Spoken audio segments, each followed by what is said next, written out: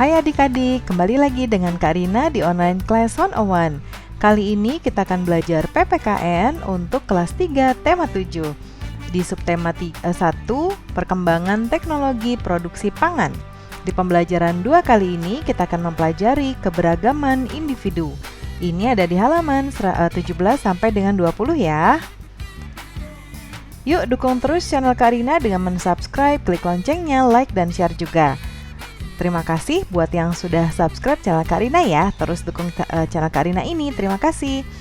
Kemudian di kolom komentar boleh juga tuliskan asal sekolah dan dari kota mana. Yuk kita lihat tujuan pembelajarannya. Yang pertama, dengan mendengarkan cerita guru, adik-adik dapat mengetahui makna keberagaman individu dengan tepat. Melalui diskusi dan tanya jawab, adik-adik dapat mengidentifikasi bentuk-bentuk keberagaman individu dari kehidupan sehari-hari di lingkungan sekitar dengan tepat. Dan dengan mewawancari teman atau guru tentang makanan yang paling disukai, adik-adik dapat mengetahui keberagaman makanan yang disukai oleh setiap orang. Kemudian masih ada lagi, dengan mengetahui berbagai jenis makanan yang disukai tiap individu, adik-adik dapat membuat daftar keberagaman makanan yang disukai tiap individu dalam kehidupan sehari-hari di lingkungan sekitar dengan tepat. Lalu yang terakhir kelima, dengan mengamati daftar makanan yang disukai, adik-adik dapat menemukan keberagaman makanan yang disukai hingga dapat membuat kesimpulan tentang keberagaman individu dalam kehidupan sehari-hari dengan tepat. Jangan lupa untuk berdoa dahulu sebelum mulai belajar ya adik-adik. Jaga kesehatan dan selalu ikuti anjuran Bapak dan Ibu guru serta orang tua di rumah. Ayo kita mulai adik-adik, ini ada di halaman 17 ya. Lani, Dayu, dan Siti memiliki kemampuan yang berbeda dalam berenang. Lani telah mahir berenang. Dayu ingin belajar berenang. Siti lebih senang bermain di pinggir kolam. Di lingkungan sekitar kita dapat menemukan beragam kemampuan. Beragam artinya macam-macam. Lani, Dayu, dan Siti juga memiliki cara yang berbeda dalam menikmati buah-buahan.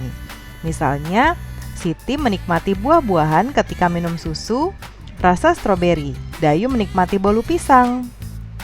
Lani lebih suka makan buah apel. Semua suka buah-buahan. Namun mereka menikmati buah dengan cara yang berbeda-beda.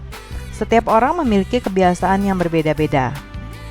Nah, kita lihat yuk, dengarkan cerita gurumu tentang beragam kebiasaan. Dapatkah kamu menyebutkan perbedaan kebiasaan Dayu, Siti, dan Lani dari cerita tadi? Kita lihat ya, di sini kebiasaannya berbeda-beda dalam menikmati makanan.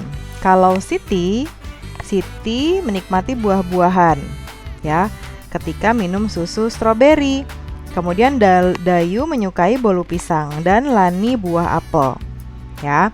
Nah, semua suka buah-buahan. Namun mereka menikmati buah dengan cara yang berbeda-beda. Nah, seperti itu ya adik-adik ya. Kebiasaan yang berbeda merupakan bagian dari keberagaman. Nah, Dayu, Siti, dan Lani sedang menikmati makanannya. Kemudian Beni, Udin, dan Edo datang membawa ragam makanan. Amati makanan yang dibawa Udin dan teman-teman. Bolu pisang dan susu stroberi merupakan makanan hasil pengolahan teknologi pangan. Tulislah daftar makanan hasil teknologi pangan berdasarkan gambar di atas. Nah, kita lihat di sini adik-adik ya. Yang pertama, ini ada gambar ayam goreng tepung. Ya, Karina tuliskan di sini.